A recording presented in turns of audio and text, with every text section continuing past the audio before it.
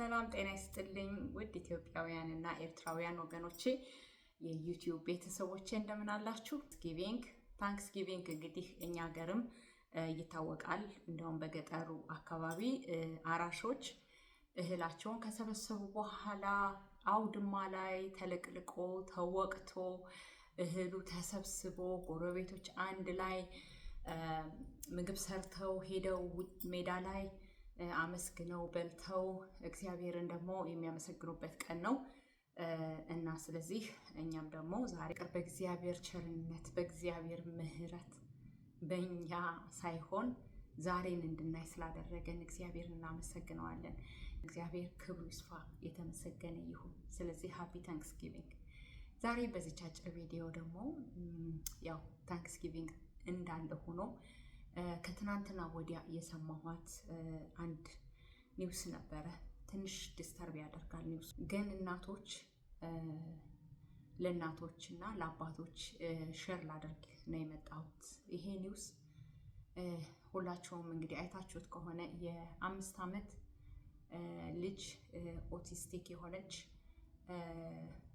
ከአሜሪካ ነገር እናቷ እንግዲህ እንደምትለው ከሆነ ልጅቱን ከታማኝ የሆነ የቤተሰብ መንበር ጋር ትቻት ወደ ሆስፒታል ትንሽ የሆስፒታል ፕሮሲጀር ነበረብኝ። የሆስፒታል ሕክምናዬን አድርጌ ለመምጣት በሄድኩ ሰዓት ያ የታመነ የቤተሰብ አባል የለችም እኮ ቤት ውስጥ ብሎ አለኝ። ከዛ በኋላ እናትየዋ እስከምትደርስ ድረስ ልጅቱ ስትፈልግ በአካባቢው የሚገኝ ጫካ ነገር ውስጥ ብዙም ሳይርቁ ከቤት የ8 ዓመት የ9 ዓመት እና የ10 ዓመት ልጆች ይዘዋት ወደዛ ሄደው ያው እሷም እንግዲህ ልጅነትም አለ የ5 ዓመት ልጅ ማጅም ማድረግ ትችላላችሁ። ይዘዋት ወክ አድርጋ እንሂድ አሏት። የሰፈርም ልጆች ናቸው፣ ስትሬንጀርም ላይሆኑባት ይችላሉ። በሚያሳዝን ሁኔታ ዲቴሉን ባልገባበት ደስ ይለኛል። በሚያሳዝን ሁኔታ ሰውነቷንም ጎድተው ፀጉሯንም የነበረው ዊግ ስበው ጭንቅላቷን ጎድተው ፊዚካሊም በእውነት ማለት ስለሚከብድ ብዙ ነገር አድርገው ጥለዋት ተገኘች። በህይወት ያው ሰርቫይቭ አድርጋለች። እግዚአብሔር ረድቷት ስነ ልቦናዋንም ልጅም ስለሆነች የሰራዊት ጌታ ኢየሱስ ይህንን ጨለማ የህይወት ታሪክ በቻፕተሩን እንዲያነሳላት እግዚአብሔር ጌታ ኢየሱስ ክርስቶስ እንዲረዳት እንጸልያለን። ታዲያ ይህንን ሸር ላረግ የፈለግኩት አንድ ነገር አለ። አዎ ጌታ ኢየሱስ ክርስቶስ ይጠብቅ። አዎ ምንም ብዙ ተጠንቅቀን ላናድናቸው እንችላለን። ከባድ ነው፣ ዘመኑ ከባድ ነው። ልጆች ስልክ ላይ ነው። እነዚህ የ8 የ9 የ10 ዓመት ልጆች ለህግ እንኳ መቅጣት በጣም ከባድ የሆነው ለህግ ራሱ ሊቀጣቸው የ8 የ9 ዓመት ልጅ ምኑ ነው የሚቀጣ እስከ ማለት ድረስ የከበዳቸው ቤተሰብ እርግጠኛ ነኝ ቤተሰብም እንዲህ አይነት ልጆች እንዲሆኑ አይደለም ያሳደጋቸው። ምን ችግር አለ? ልጆች ስልክ ይዛሉ። ስልክ ላይ በጣም መጥፎ ነገሮችን ይሰማሉ። የሆነ የሚያስፈራራ ሙቪዎች፣ ሴክሹዋል ነገሮች፣ ሁሉ ነገር ይሄ በገንዘባችን ገዝተን የምንሰጣቸው ስልክ ላይ ዳውንሎድ የተደረገ ነው እና ያንን ደግሞ እንደ ጨዋታ የሚምሰል እንደ ደግሞ ኢቭል የሆነ ስፕሪት ጭንቅላታቸው ውስጥ ያ መንፈስ ይገባና ያንን ነገር ሲያደርጉ ወደኋላ አይሉ። እንግዲህ ማሰብ ትችላላችሁ። የ8 የ9 የ10 ዓመት ልጅ ምን ያክል ልጅቷን እንደጎዷት ብታዩ ነው የምላችሁ። ፊዚካሊ ብቻ አይደለም ሴክሹዋሊ አቢዩዝ አድርገዋታል። ለዚህ ያው እንዳልኩት ነው እኛ ተጠንቅቀን እንደ ሰው በጣም ከባድ ነው። እግዚአብሔር የሰራዊት ጌታ ኢየሱስ ክርስቶስ ይጠብቅልን። ጌታ ኢየሱስ ይጠብቃቸው።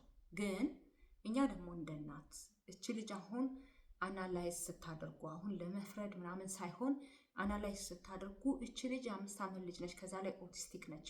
እች ልጅ ከአካባቢዋ ሪሊ ይሄም የተሰጠው የታመነ ፋሚሊ መንበር ነው የተባለውም ሰው በጣም ማየት የት ነች 5-10 ደቂቃ ከግቢ ሲወጡ የት ናቸው? የት አካባቢ ነው የሄዱት? ይሄ መቼም እንደ ድሮ ውጭ ወጣው የሚጫወቱ አይደለም። ባክያርዳቸው ብቻ ካልሆነ ከማን ጋር ነው እኛ ትተናቸው ራሱ የምንሄደው? የሆነ እንዝላል የሆነ ሪስፖንሲቢሊቲ የሌለው ሰው ጋር ትታችሁ አትሄዱ። መጠንቀቅ በጣም በጣም መልካም ነገር ነው። መጠንቀቅ በጣም ከሚገባው በላይ እኛ በእኛ እጅ ያለውን ነገር ነው ማድረግ ያለብን ወገኖቼ። አሁን ችን ልጅ ያደረጓትን ልጆች ወስደው እንደሷ እንኳን ቢያደርጓቸው፣ ቢገርፏቸው፣ ቢሰቅሏቸው፣ ቢያስሯቸው ከዛ በኋላ ጸጸት ነው። ይሄን ታሪክ አዲስ አይደለም። በጣም ብዙ ተደጋጋሚ ነገሮች ሰምተናል።